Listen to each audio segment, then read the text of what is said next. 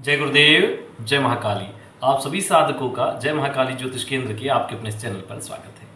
आज एक भूतनी साधना का विधान आप लोगों को देंगे, जो है तो सौम्य साधना। उसको घर के एकांत कमरे में भी कर सकते हो, बस शर्त यह है कि उस कमरे में कोई ना जाए।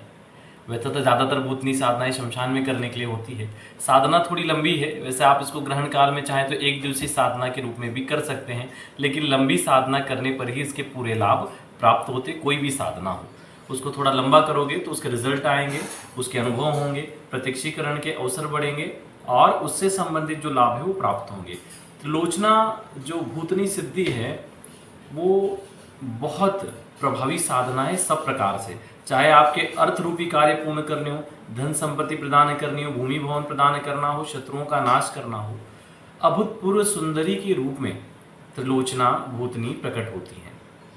बहुत सारी अप्सराओं के बारे में आपने सुना होगा, यक्षिणियों के बारे में सुना होगा, भूतनियों के बारे में सुना होगा, यहाँ तक कि हिनु योगिनी के बारे में भी आप लोगों ने सुना होगा। ऐसी कई योगनियाँ हैं जो आज भी श्री बद्री विशाल के आसपास या कई ऐसी माँ कामाख्या के आसपास के ऐसे दिव्य क्षेत्रों में साधनारत है। कई कंदराओं में साधना में अपने आसपास के औरा मंडल को वो इस प्रकार से बना देते हैं कि चाहकर भी व्यक्ति उनको देख नहीं पाते, नज़रबंद हो जाते हैं, लेकिन जब उनका आवाहन किया जाता है तो वो आती हैं। तो कई ऐसी शक्तियां हैं कि आप उनका यहाँ पे साधना कर रहे हो उनको प्राप्त करने के लिए, और वो कहीं और तप में बैठी हुई है। लेकिन आपकी साधना इतनी प्रभावी होनी चाहिए कि आप उनको उनके तप से अपने पास बुला लो, उनको आना पड़े, क्योंकि उनका तो वो लंबा हो गया समय। आपको आपके जीवन जो समय है वो है 60-70 साल, 80 साल, 100 साल। वो तो सैकड़ों सालों से तपस्या में रत है। तो उनको अपने भक्तों के लिए या अपने जो भी साधक हैं उनकी इच्छाओं की पूर्ति के लिए साधना को छोड़ के आना पड़ता है। मंत्रोधीनो देवता, इस बात को सभी को समझना पड़ता है, चाहे वो योगी हो, योगिनी हो, देवी हो, देवता हो, कुछ भी हो, मंत्रों के माध्यम से सबको आना पड़ता है। तो इसी प्रकार आप जब साधना में रहें तो आपके अंदर ये भाव होना चाहिए कि मैं जिनकी साधना कर रहा हूँ वो भी साधना में, मुझे पूर्ण प्रभावी रूप से अपने मंत्र की शक्ति और ऊर्जा को उन तक पहुंचाना है, ताकि वो मेरे पास आने के लिए व्याकुल हो जाए। ये भाव आपके अंदर होना चाहिए, तभी वो शक्ति आपके पास आएगी कि मेरे मंत्रों के प्रभाव से संबंधित शक्ति, इष्ट शक्ति, आराध्य शक्ति, साध्य शक्ति पूर्ण रूप से विवश हो गई है, व्याकुल हो गई है मेरे पास आने के लिए। भाव होना चाहिए, तब शक्ति आती है। तो जैसा आप भाव करेंगे ना, उस भाव से आपके मंत्र को और ज्यादा प्रभाव मिलता है। कहते हैं ना, साधना करते समय ध्यान लगना, उसका क्या मतलब है? अब साधना आपकी चल रही है और ध्यान कुछ और चीजों पे, दिमाग में टीवी चल रही है, बाइक चल रही है, कार चल रही है, घर के काम चल रहे हैं, तो वो भाव के साथ मंत्र प्रभावी हो ही नहीं पाता। आपका भाव और मंत्र कहीं और जा रहे हैं, भाव कहीं जा रहे हैं, मंत्र कहीं जा रहे हैं, तो इस वजह से वो शक्ति आपको अनुभव भी नहीं देती है। तो भाव और मंत्र को एक ही दिशा में रखना पड़ेगा, तभी जाके शक्ति आती है। ठीक है। साधना का विधान बड़ा आसान है। इसमें आपको किसी भी कृष्ण पक्ष के प्रतिपदा से शुरू करनी है। 51 दिन की यह साधना है। वैसे आप चाहें तो उसको एक दिवसीय साधना के रूप में ग्रहण में भी कर सकते हैं, नवरात्र में भी कर सकते हैं, लेकिन इसका जो विधान है वो कृष्ण पक्ष की प्रतिपदा, ठीक है, से शुरू करना है और 51 दिन की साधना है। इसमें रंग बिरंगे वस्त्र आप पहन सकते हैं, लाल छोड़ के, सफ़ेद पहन सकते हैं, काले पहन सकते हैं, और भी सब प्रकार के पहन सकते हैं, लाल छोड़ के। उत्तरमुखी होकर आपको बैठना है। आसन भी आपका सफ़ेद होना चाहिए, या वो भी कलरफुल हो तो चलेगा। ठीक है।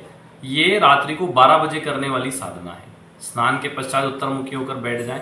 एक तिल के तेल का दीपक प्रज्वलित कर लें। दीपक की जो बाती है वो आपकी ओर होना चाहिए।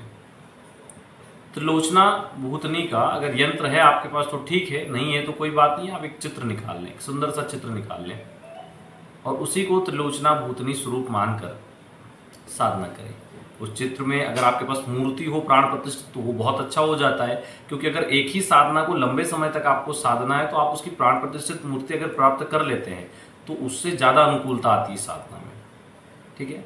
तो आप उसकी मूर्ति भी स्थापित कर सकते हैं, लेकिन फिर आपको ये पक्का करना पड़ेगा कि अब ये जब तक सिद्ध ना हो तब तक मैं इसी पे लगा रहूँगा, ये निश्चय हो तो। नहीं तो फिर एक साधना के बाद आपका मूड बदल जाता है, अब क्या करना है, तो वो मूर्ति तो प्राण प्रतिष्ठित है, फिर उसको विसर्जित करने जाओ तो इतनी साधना की सब बेकार गई। ठीक है। तो इन चीज़ों का ध्यान रखें। अब जैसे अप्सरा साधना वगैरह में आप कर रहे हैं तो उनमें मूर्ति घर में भी रखी रहेगी तो चलेगा, किसी दिन नहीं भी सेवा हुई तो भी चल जाता है। लेकिन इसमें क्या होता है, जो सेवा लगती है, जो भोग वगैरह देना है वो देना ही देना है, हालांकि सात्विक है सब भोग। ठीक है। तो आपको यंत्र लगे तो यंत्र, मूर्ति लगे तो मूर्ति, फोटो लगे तो फोटो, जैसा आपका इच्छा हो। वैजंती माला इसमें अनिवार्य है, प्राण प्रतिष्ठित और भूतनी वशीकरण यंत्र जो गले में धारण करने के लिए वो, ये 2 चीजें इसमें रखना चाहिए। भूतनी वशीकरण यंत्र वास्तव में सुरक्षा यंत्र का भी काम करता है। उसके ऑप्शन में आप दुर्गा पता का यंत्र अगर आपने धारण कर रखा है तो भी काम हो जाएगा, कोई दिक्कत वाली बात नहीं है, वो दोनों काम करेगा। तो आपने पवित्रीकरण आचमन करके बैठ जाना, दीपक प्रज्वलित करना, दीपक का पूजन करना, यंत्र मूर्ति या फोटो है तो उसका पूजन करना, हाथ में जल लेके संकल्प लेना, मैं अमुक नाम अमुक गोत्र, अपना नाम अपना गोत्र, मैं त्रिलोचना भूतनी सिद्धि करने जा रहा हूं, मैं इस सिद्धि के प्रभाव से स्व कल्याण और जन कल्याण करना चाहता हूं, यह सिद्धि शीघ्र अति शीघ्र मुझे प्राप्त हो, त्रिलोचना भूतनी प्रत्यक्ष रूप से सिद्ध हो जाए, ऐसा बोल के जल छोड़ दें। और उसके बाद इस मंत्र का अनुष्ठान करें। अभी मंत्र देंगे आपको, तो उस मंत्र का आप अनुष्ठान करें 51 माला 51 दिन तक। इस विषय में किसी को बताना नहीं है कि हम कौन सी साधना कर रहे हैं, अनुभव भी किसी को नहीं बताना। आजकल हमने देखा है बहुत सारे साधक हैं, साधना करते और 50 यूट्यूब वालों को फोन लगाते हैं और उनको बताते हैं कि ऐसा हो, जबकि उनको जानते भी नहीं है, वो उनको जानते भी नहीं है और उनको फोन लगा के बताते हैं कि हम ये साधना कर रहे हैं, इसमें ये अनुभव हो रहा है, आगे क्या करें। जबकि साधना गुप्त विषय है, उसको जब आप करते हो तब किसी को बताना नहीं हम क्या कर रहे हैं। तो शांति से अपनी साधना करो। साधना में जो आप भोग लगाएंगे कुछ भी लगा सकते हैं, मीठा लगा दो आप, उसमें गुलाब जामुन लगा दो, रसमलाई लगा दो, मिठाई लगा दो, अलग अलग चीजें, अच्छी अच्छी चीजें लगाओ। बोलते हैं ना 56 भोग लगते हैं, अच्छी अच्छी चीजें लगाओ। हमने बहुत से लोगों को देखा है कुछ भी रख देते हैं भोग में, ऐसा नहीं, अच्छी चीजें लगाओ, खुद ही ग्रहण कर लो दूसरे दिन। अगर कोई बांटने जैसी स्थिति है तो बांट भी सकते हो, नहीं तो खुद भी खा लो, कोई दिक्कत वाली बात नहीं है उसमें। अब इस प्रकार आपको जैसे भोग चढ़ाया तो जल भी घुमा देना है, छोड़ देना है। अब आपने क्या करना है कि इस प्रकार इस साधना को कंप्लीट करना है। साधना में अनुभव होते हैं, किसी के होने का एहसास होता है, दरवाजे खिड़की अगर हल्के फुल्के हैं तो बजते हैं, किसी के चिल्लाने चीखने की आवाजें आती, सब कुछ होता है।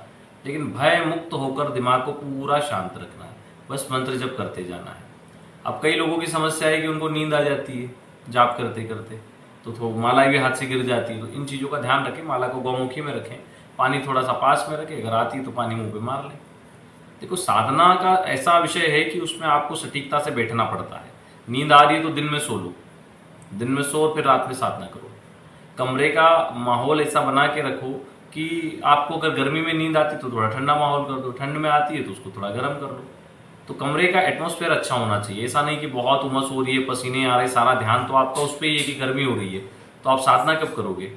तो पहले अपने कमरे का माहौल अच्छा बनाओ, पता चले बदबू आ रही है वहाँ से, बहुत सारा टाला उस पूजा के रूम में पड़ा है, तो वहाँ खुशबूदार माहौल कर लो, ठीक है। इसमें गुलाब की आप अगरबत्ती या धूप बत्ती कुछ भी लगा सकते हो, भूतनी साधना है तो अगरबत्ती भी लगा सकते हो और धूप बत्ती भी लगा सकते हो गुलाब की। लेकिन थोड़ा सा आपका कमरे में सफोकेशन नहीं होना चाहिए, नहीं तो उस धुएं की वजह से आप क्या बैठ नहीं पाओगे। एग्जास्ट वगैरह लगा रहे तो ठीक रहे, हवा पास होने की जगह रहे तो ठीक रहे। वैसे इस साधना को आपके पास अगर छत के ऊपर खुला कमरा है तो वहाँ भी कर सकते हो, बस ऐसा होना चाहिए कि वहाँ कोई जाए ना, पूजा का वो स्थान पे होना चाहिए, ठीक है। तो इस प्रकार इस साधना को कर सकते हो। साधना में बहुत अनुभव होते हैं, शक्ति अगर प्रत्यक्ष हो जाती है तो बहुत अच्छा, नहीं होती तो भी चिंता की बात नहीं, तो भी आपके निवेदन पे वो काम करेगी, क्योंकि आपने मंत्र जब किया उस मंत्र का प्रभाव रहेगा, तब तक वो काम करती ही रहेगी। अगर प्रत्यक्ष होती है तो आप अपने इच्छा के अनुसार उनसे कोई भी वरदान मांग लो। हमेशा साथ में रहने का वरदान अगर नहीं मांगना है आपको तो जो इच्छित वस्तु हो वो मांग लो। अगर आप चाहते हैं कि वो साथ में रहे तो उनके कुछ नियम रहते हैं, उनसे पहले पूछ लें कि हम आपको साथ में रखना चाहते हैं, आप सदैव हमारा साथ दें। या फिर इस प्रकार से आप उनसे बोल सकते हैं कि हम जब आपका आह्वान करें आप हमारी मदद के लिए आएँ और हमारे कार्य सिद्ध करें, या उनसे कोई सिद्धि मांग लो। इस प्रकार से मांगा जा सकता है। वैसे भूतनी और पिशाच शक्तियों को 24 घंटे अपने साथ रखना ठीक नहीं है, इसलिए उनसे आप कोई वर मांग लो तो बहुत अच्छा है, कोई सिद्धि मांग लो तो बहुत अच्छा है, वो दे देते हैं। हाँ, वो अपनी इच्छा से बोले कि अब हम तुम्हारे साथ रहना चाहते हैं तो विषय अलग है, तब फिर आप अपनी कंडीशन रख सकते हो कि जब मैं आपको बुलाऊंगा तभी आप आएंगे, जो मैं आपसे निवेदन करूंगा आप वो काम करेंगे, मेरे और मेरे परिवार की रक्षा करेंगे, ठीक है। तो कंडीशन सब जगह अलग अलग होती है, कहीं भी एक जैसी कंडीशन नहीं होती कि शक्ति आके क्या बोली। उदाहरण के लिए एक गुजरात के वरिष्ठ गुरु भाई थे, उन्होंने बहुत साल पहले नाभि दर्शन अप्सरा की थी। उनको लगा था कि अप्सरा प्रकट होगी और प्रकट होगी तो वो बोलेगी कि क्या चाहिए, तो मैं ऐसे ऐसे वरदान मांग लूँ। उन्होंने सब प्री प्लान करके रखा था जैसे उन्होंने सुना था। और वो जैसे ही प्रकट हुई, इन्होंने देखा कि वो तो 10 से 12 फीट की है, और प्रकट होते ही उसने बोला कि मैं तुमसे विवाह करना चाहती हूँ। तो ये डर गए, इनको लगा पता नहीं विवाह करूंगा तो फिर पत्नी वगैरह का इनका क्या होगा, तो इन्होंने बोला नहीं नहीं नहीं विवाह नहीं करूंगा, बस इतना बोला और वो अदृश्य हो गई। उसके बाद इन्होंने लाखों प्रयास कर लिए, इनके कोई प्रयास काम नहीं आए, वो शक्ति नहीं आई। तो इसलिए आप दिमाग में इस चीज को ना बिठाएं कि वो हमसे क्या बोलेगी शक्ति, वो उस समय क्या बोलेगी और उसका क्या जवाब देना है, इतना उस विषय का हमें ज्ञान होना चाहिए। तो वो दोनों तीनों चीजें हमने आपको बता दी कि अगर कोई ऐसी चीज होती है तो हमें क्या बोलना है। हालांकि साधना को आप कितनी भी बार दोहरा सकते हो, ये साधना आपको नुकसान नहीं करेगी, लेकिन सिद्ध होने पर लाभ ही लाभ करेगी। और चूंकि भूतनी साधना है तो जल्दी सिद्ध हो जाती है साधनाएं। चलिए आगे कुछ विशेष 2 अप्सरा साधनाएं आपको देंगे, जिन अप्सरा साधनाओं में भी सिद्धि जल्दी होती है। जय गुरुदेव, जय महाकाली।